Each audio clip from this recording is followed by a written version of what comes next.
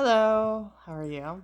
I haven't dropped a video in a couple days. I'm home alone. My husband started a new job, so I haven't been alone. Like we kind of we met and married pretty quickly, so we've been together like 50 days, all day, all night. Like because we both been kind of doing money making endeavors from the house, and we moved. So, he's at work all day now. It's weird being home alone. The cats are like, "Wow, we have you alone." But so I made this is exciting for me. I'm like really way more excited about this than I thought I would be, but I am. I made Poshmark Ambassador status. It just there's a bunch of matrix that make you, and I'm sure a lot of people do it, but I'm gonna celebrate this. I'm proud of this. I feel, and I wanted to talk about anybody who knows me, I was a lawyer for 15 years, a miserable, miserable lawyer who never really made any real money. I know a lot of people think lawyers make a lot of money. They don't. Solo practitioners, anybody who keeps their ethics about them, rarely after all the expenses are paid, after the dues are paid, after advertising is paid, after the help is paid, after you write off expensive clients that don't pay, because clients more often than don't pay. And if you're ethical, you're usually taking people who need help, and most of the time people need help don't pay well. Everything that lawyers bill, like on a low level, ethical lawyers, we only get paid probably 1 out of 5 hours when I was being a lawyer. So, and then after my expenses, I never my whole career have made more than maybe $70,000. Most years I made 30 or 40,000 after all expenses. If you really be honest with yourself, and like the cost of driving places, the filing fees you eat, the all the fees you eat because your clients don't pay, because every year I had more clients owing me money than that, and then they call you unethical and they won't pay, and then they say I pay lawyers too much. So my point is, I'm not going to be bitter about that because I've left the practice of law. I'm gone. uh, you know, but lawyers don't make that much money. And then the other problem was I'm an empath, and sociopaths and narcissists chase me, and I've learned how to break that pattern with my husband. But before that, I had men targeting me all the time, and they would see money signs because they would hear the word lawyer, and I had an ego problem, and I didn't want to admit to anyone I wasn't making any money, so I'd spend money like a lawyer. It was an ego problem, an egoic problem. But then also I was targeted, so a lot of men were taking advantage of me throughout those years, and I was only making $50,000 a year anyway, because I might be like, oh, you make 200, 300, $400 an hour. That's not, it's a fake number, because that's the number you bring in, but then there's so much you have to pay. And I was really ethical, so I used to turn away people as soon as they asked me to do something unethical. So my law practice was a series of turning away people and sending people's money back. And oftentimes I'd get so deep in and I'd realize things unethical, and I'd give them all their money back. So I'd waste like a week in, it was just a horrible, I'm going around in circles, but let's just suffice it to say, and I mean this, and look it up if you want to, lawyers don't make much money. I mean, we really don't. There's a few lawyers making an ungodly amount of money, but the ethical lawyers, I think there's some good public defenders out there still. They're making 40, 50, 60,000 maybe. And then they have to work in a city, so they have to pay for parking. We have dues to pay, and then there's all the billable stuff that we end up doing. But solo practitioners, last I checked, the median income was in the 40s or 50s, but most of the good jobs are in the cities, and to live in a city was astronomical. So like I improved my life by moving out to the middle of nowhere, because I went from my rent in DC was $1,950 a month for a 650 square foot apartment. I moved to the middle of nowhere, which I couldn't be a lawyer out here. I could because the pandemic started. I was able to run my firm from Washington, D.C. out here. But what I did was reduce my living, and then I started to become more self-sustainable. So my life is like really cheap now. And that's when I quit the practice of law, and then I started selling things on Poshmark just a month or two ago.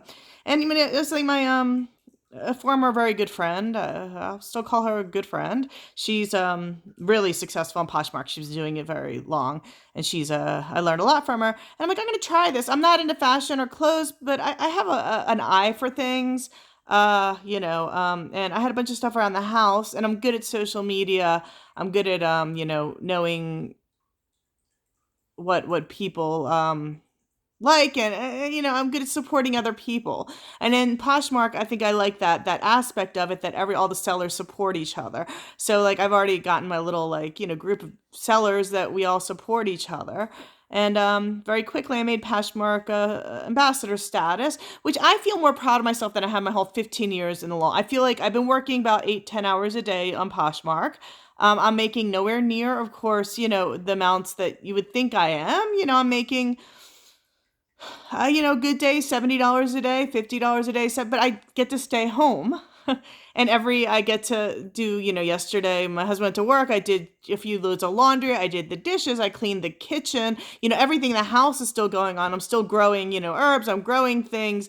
I'm going to keep filming for my YouTube channel. And then it's like passive income, once I get the Poshmark started, and it's so much more gratifying. Like I'm giving someone something they need. So it's so funny. Like I'm really like having these, like every few months I have this more like existential crisis about who am I? Like, I never once felt proud as a lawyer. Like, everything I did, like, even when I won, I felt like it was some amount of devious or just, playing the system. Because even when you win a good cause, I never felt good. I like this. See, I'm not into clothes or anything, but, I am into giving, providing things for people they need. And if someone like likes these shoes, that whatever, and then I sell them these shoes and they get something out of it. Lawyers are just making money off the system, and they're not even making money. They're just generating money through the system. People don't understand that. The ethical lawyers, it doesn't land in their hands. Like, I just wish, at the time I was a lawyer, I wanted to tell some of my clients, because I used to see their bank statements. Like, I rarely, even through my whole practice of law, I never had a savings account. I've always been living hand to mouth. Like, people don't understand this. I want to tell my clients, because I used to have to look through their bank statements often in lawsuits with due discovery, and look through their bank statements, and they always had more money than me. And they weren't paying me because I was a lawyer, and, fuck the lawyers. And I'm like, oh my God, I've made, $2,000 all month, and I have to, pay filing fees and pay this and pay that. And, and people blame the lawyers for the legal system being all fucked up. I'm not saying the lawyers at the high levels, but that's the problem. We're talking about elites here. Like, because high-level lawyers are elites. They're making the rules. The people in those big firms, they're making rules for everyone else. The judges, they're making rules for everyone else. The rest of the people that law schools are splurting out, if anybody's watching this and wants to be a lawyer, please don't do it to yourself, especially if you're a woman. It will crush your soul. It'll ruin you. I've never heard of a lawyer be happy. Go ahead, if you want to comment, like, I'm a lawyer, I'm happy, but I was a lawyer for 15 years. I met maybe 2% who say they're happy in law, and usually they were doing something alternative with their law degree. I never intend on doing it. I'd much rather do things at home. I'm excited about this home-based business, Poshmark business. I am growing more things. I'm being self-sustainable. And now, my YouTube channel, I'd like to do more of that. And both me and my husband like planning things. He is working outside the house right now at a nursery. It's a Native American nursery, and it seems to be a bunch of awake individuals that I don't know, people don't like the word awake, whatever you want to call it, just souled people with souls, it seems like, which it seems like souls are kind of, I don't know the word for it. It's just the people who you look in their eyes and something shines, as opposed to the people who just hurt people all day. Because I'm talking about, there's people that just don't care about other people's feelings, that only care about how they want to get ahead and how they can hurt other people and get one up, and they only care about money. That's all they care about. And they abuse their kids and they abuse their husbands, and the women go from man to man. And that's why men, like, because I was a father's rights attorney, and I really, that's one thing I did get from the law. I got a perspective of men, and I think I'm a lot more empathetic to men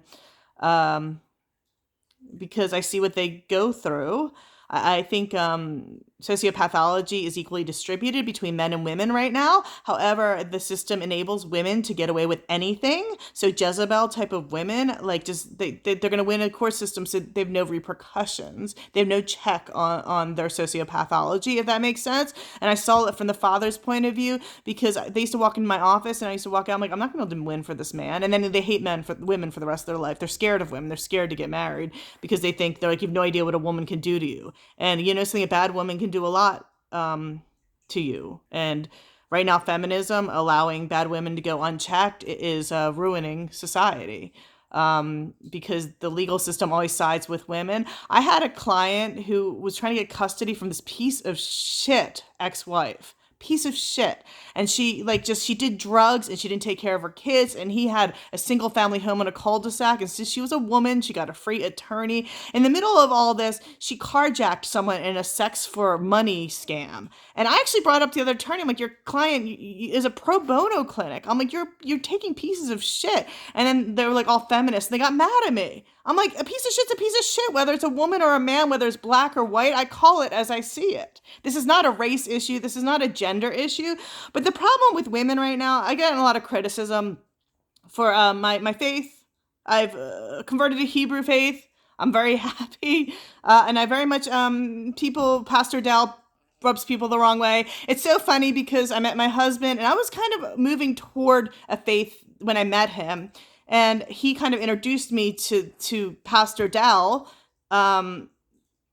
with Straightways Ministries, who I've been following right now. I mean, and he's like, he was terrified the first time I watched him. I'm like, dude, this guy talks like me. I'm like, I like him. Like, he talks it real. He doesn't hate women. He's just like, women can't, like, nobody can remain unchecked. And there's a natural order of things. And I don't understand, like, if women are offended by this, okay. But I mean, women are the weaker gender. We have it easier, women. We have it easier.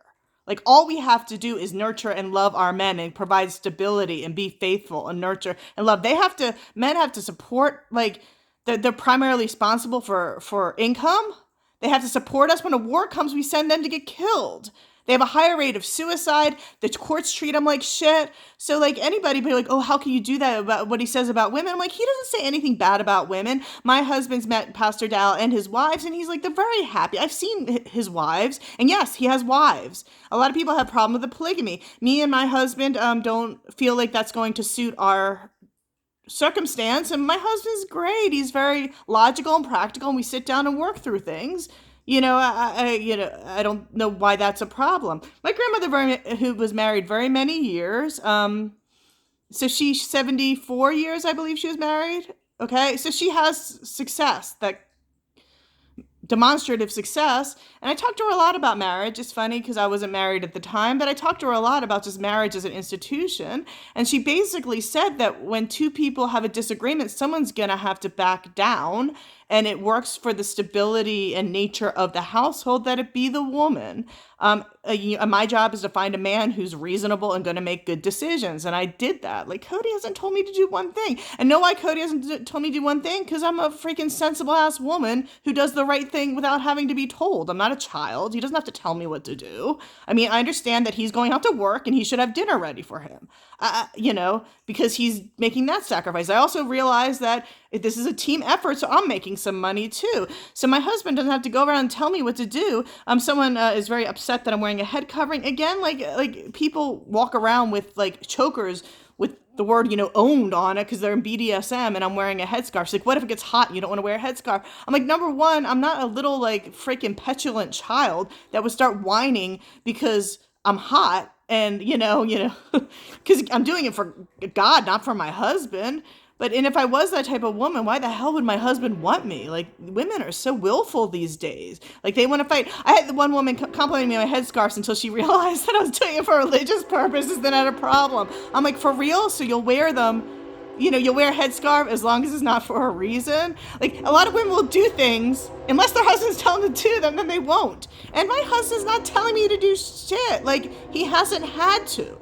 Like, I'm not a child. Like, I know what the right thing to do is. We counsel with each other sometimes. We have to make decisions. But for the most part, like, if any woman who's doing the right thing isn't going to have a problem with a sensible Hebrew man because they're not, like, despots. It's just funny, because, the criticism of the marriage on that regards, which I've been in a lot of relationships in the Gentile world, and like, the men treated me horribly, just horribly. And a lot of women who are like, oh, how can you let Pastor Dowell say that? I'm like, he's taking care of his wives. He does have multiple wives. Why does it bother you if he has multiple wives? They all are consenting to it. If another marriage, the faith doesn't make us take multiple wives. It's up to the couple, as all decisions should be up to married couples. It's up to me and Cody what we want to do with our life. And in his marriage, he's taking care of his wives. They're happy. And I look around, I've done so many divorces of these women like just yelling at their husbands, breaking their things, causing horrible problems in their life, and men causing horrible problems in their women's lives. I'm like, dude, like, just because you have problems with traditional gender roles don't go that far back, okay? My mom, I'm really looking my mom through a different light.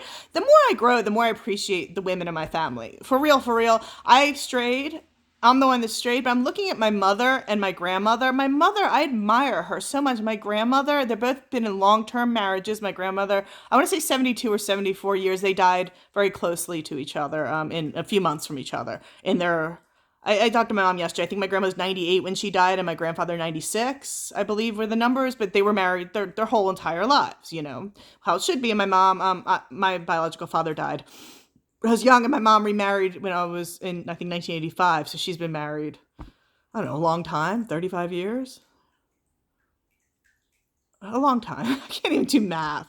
She's been married a long time. And my father has Alzheimer's. She's taking care of him. But she's always been a traditional, more traditional than not traditional, because the things of feminism, like, don't serve your husband a plate. And I'm like, why not? Like, why not? Why don't I be pleasant when my husband walks in? I get more. And hint to women, like, if I'm smelling good and looking good when my husband comes in, and if he's pleased with me, he's only, first I only have to look good for one person. Now I don't wear this when I'm with him. And sometimes I'm dressed sexy because I'm with my freaking husband. I can look sexy for him. I don't need to look sexy for the rest of the world anymore. Like, the only reason why I look sexy is to get attention. I don't need attention. I have a husband, and I don't know where the disconnect is there. But, it's like not a burden. It's when my husband's happy, the home's happier. When I'm happy, the home's happier. So why cause problems for him when he's asking? He's never even asked me to do anything. It's just tying up the hair is driving people crazy. Where's your long red beautiful hair? I'm like, Cody gets to see it every night, but like, it doesn't need to. The state of marriage right now is so poor. I was a divorce attorney. I was a father's rights attorney. I have a new, sympathy for men in this society, because the system does not support you. And I understand why men are looking for more traditional women. Some men go to Asia to find wives because the women in this country, the feminism is just that they're out of control. Everybody, there's equal, so I think there's more women out of control than men, and women can do much more damage because they're looked at as victims in this society that, encourages victimization. There's lawyers that will help you for free if you just say the word domestic violence. I would say 10% of the women who I litigated against who said they were victims of abuse, I'm almost 100% sure they were just saying it to work the system. Okay? And I know some women are abused. I understand this. I'm not saying this, but I'm saying that, it's not like that usually. It just isn't like that. And anybody who is abused, I have been abused before. And I have all the sympathy in the world, but I'm just saying these Jezebel women are encouraged by society to be like that. And then they're supported by the legal system, and then they have other supports. There's shelters and this and that, and they're taking from women who are true victims, because there are true victims out there. And I know some of them, and I was one of them, and these women are taking from us as well. And like, this women's solidarity is a bunch of bullshit. Like, I am beyond supportive of any women who are empowering themselves to be a better woman under God. Overwhelmingly, any woman who's trying to get clean, any woman who's trying to be a better person, a better woman, I'm supporting them. But these women that run rampant, they're supported by like the court system, these pieces, and that's what Pastor Dowell talks up against. And when I've listened to Pastor Dowell, like, half the time, I'm like, yes, because the first time Cody's like, like, we hadn't met yet, Cody's like, yeah, this is my church, listen to him. He called me at the end of the service. He's like, well, what'd you think? And I'm like, he's great. I'm like, I love him. I'm like, I totally, like, I'm like, I support everything he says. And I truly meant this. I mean, this is not like something I said for Cody. And, he's like, yeah, my ex wouldn't get 5 or 10 minutes through without yelling about how he hates women. And I'm like, I didn't get that he hates women at all. Like, I don't even get it. I really don't understand why people have problems with polygamy. Like, everybody sleeps with everyone else right now in society. People have no problems with one night stands. If people choose to add extra wives to their marriage, so be it. As long as the husband is supporting them all, like emotionally, financially, and as long as the wives get along and consent to it, who cares? Divorce rate right now is like over 50%. Like, if those marriages last, that's better to the stability of society. If a bunch of women are helping raise a bunch of children and a man's working on it, more power to them. It's not for me. I don't want to be in a polygamous relationship. And me and Cody talked about that, but they're not forcing it on us. They're not forcing it on us. But I don't know why people have such a problem with this. It's this matriarchal society, and this is why society is falling. The men are supposed to be the head of the household. This is biblical. It's also practical. We're the weaker of the sex. We have a better life. That means we don't have to get shot at in wars, ladies. Like, they have much more responsibilities than us. I mean, appreciate that we're favored in society just by birthright. I'd much rather be a woman. If someone said, do you want to be a man? I'm like, no, I'm good. I'm really good, So, you can't get that's just the way it is. We're born biologically different. If God wanted us all to be the same, we would all be the same. But that doesn't mean we shouldn't be respected. And in this relationship with a Hebrew man, my husband, I'm more respected than I've ever been by far by any other man. He respects me inordinately, and he appreciates me inordinately. And not only that, he shares. Sometimes I'm like, hey babe, can you help me unload the dishwasher? And he'll help me unload the dishwasher. Of course he will. He's not impractical. You see, he's cooking all the time because he loves cooking. So it's not make me a chicken pot pie wife. It's not like that. I don't think it's like that for most marriages. It's just that I do recognize that women and men are different. I do recognize that people show up outside my house right now with guns. He's going to protect me, and I do appreciate that I'm the woman, I'm the nurturing one, I'm the one that I'm gonna, actually, as soon as I cut this video, he had to go get a physical this morning for his job, so I drove him there and I just got back, so he's gonna be home in a few hours. So I want to get some, get the laundry done, get the dinner ready for him, and make the house a nice place for him to walk into, get some candles lit. Make sure everything looks pretty good when he walks in. His laundry is done. No big deal. I get to stay home. It's raining. I'd rather be here than there. He's at work right now, and I get to be at a house with 3 cats and filming videos for you, and then I'm going to do my chores because, that's my role, and that's okay. And it's better for both of us. And I, quite honestly, if we had to swap roles and I had to worry about money, I hope he watches this. I don't know if he watches my videos, my husband, but I appreciate him because it must be a huge amount of stress to have to financially support another person. That's why I'm working hard on my Poshmark stuff. So we're getting long, and I didn't think this was going to be a 20-minute video. So I'm going to shut this off now. Have a great day.